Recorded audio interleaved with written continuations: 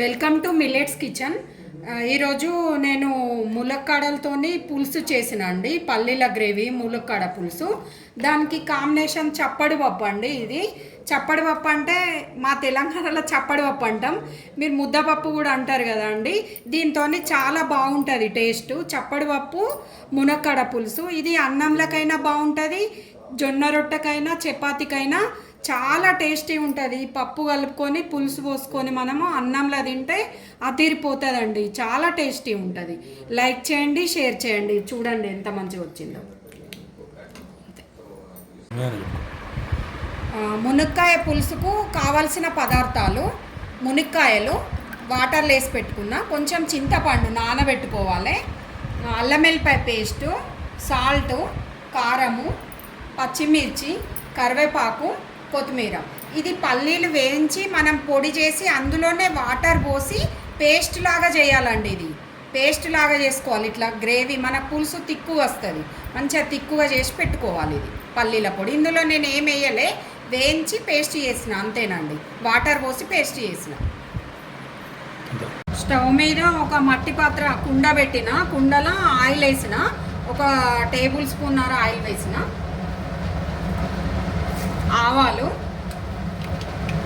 జీలకర్ర,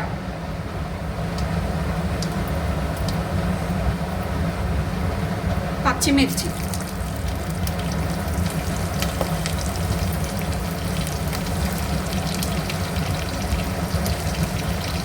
కరివేపాకు,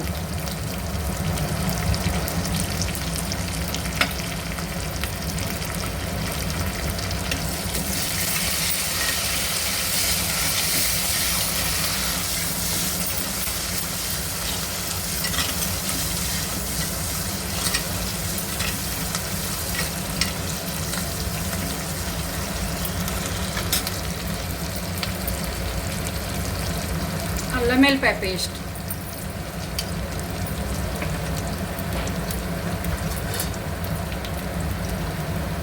పసుపు,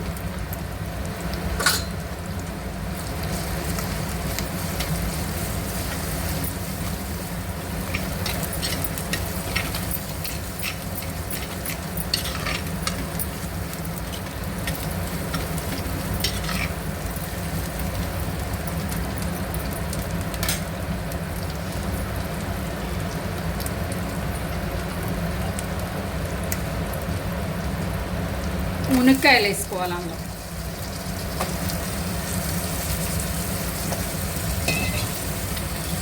ఇప్పుడు ఇవి ఒక 2 నిమిషాలు, మనం ఇలా ఆనియన్ కూడా వేసుకోవచ్చు, నేను వేయట్లేదు, ఇష్టం ఉంటే వేసుకోవచ్చు. సమ్మర్ ఎండాకాలం కదా, స్మెల్ వస్తుందని వేయలేదు. ఆనియన్ కూడా వేసుకోవచ్చు, బాగుంటుంది ఆనియన్ కూడా. ఒక 2 నిమిషాలు ఫ్రై కావాలి ఇవి.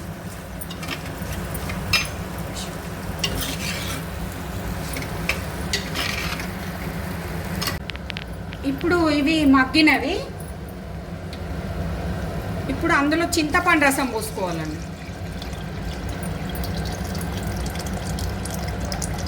చింతపండు రసం పోసిన, కారం ఒక 2 చెంచాలు,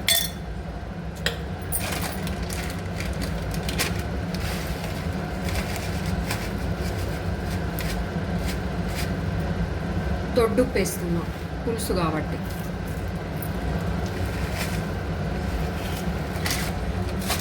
ఇప్పుడు అందులోనే కొంచెం ఇంత మెంతి పొడి, కొంచెం లైట్గా,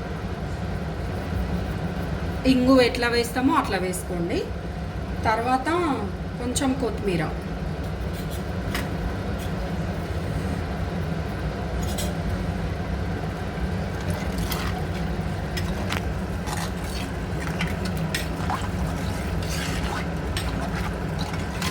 ఇది మంచిగా మసలాలండి. మనకి మూత పెట్టి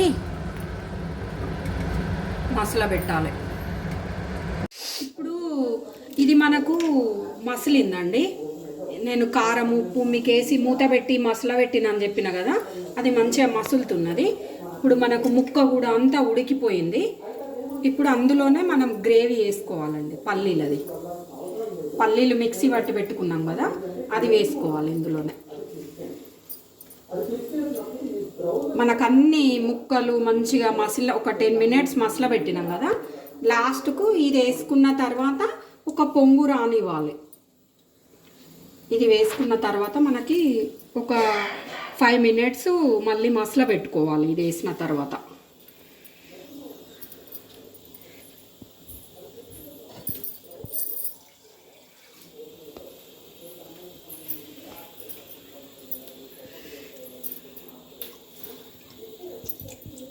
ఇప్పుడు అందులోనే దాంట్లో ఉంటుంది కదండి, వాటర్ పోసేసి ఇందులో పోసుకోవాలి.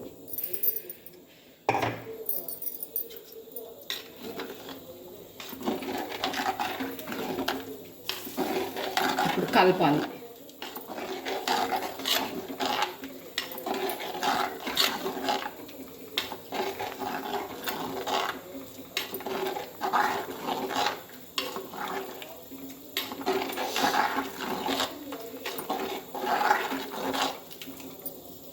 ఇప్పుడు ఇది పల్లీల పేస్ట్ వేసిన తర్వాత ఒక 5 మినిట్స్ మసలనివ్వాలి.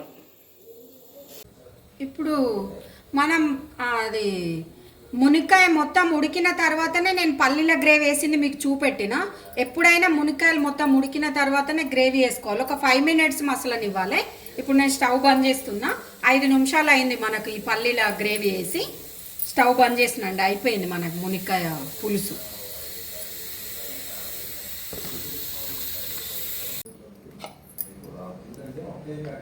ఇప్పుడు అయిపోయింది కదా మనకు మునక్కాయ పులుసు. ఇప్పుడు ఇట్లా సర్వ్ చేసుకోవాలి.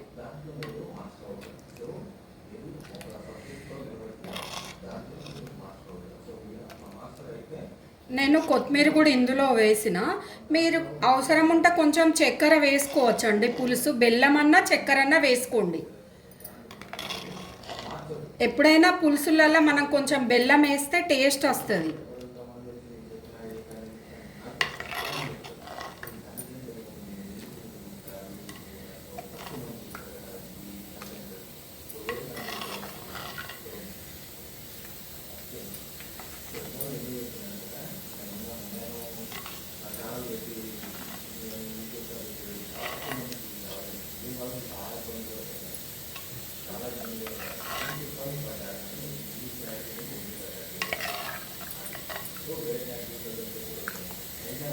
ఇది అన్నంలకు బాగుంటుందండి, చాలా టేస్ట్ ఉంటుంది.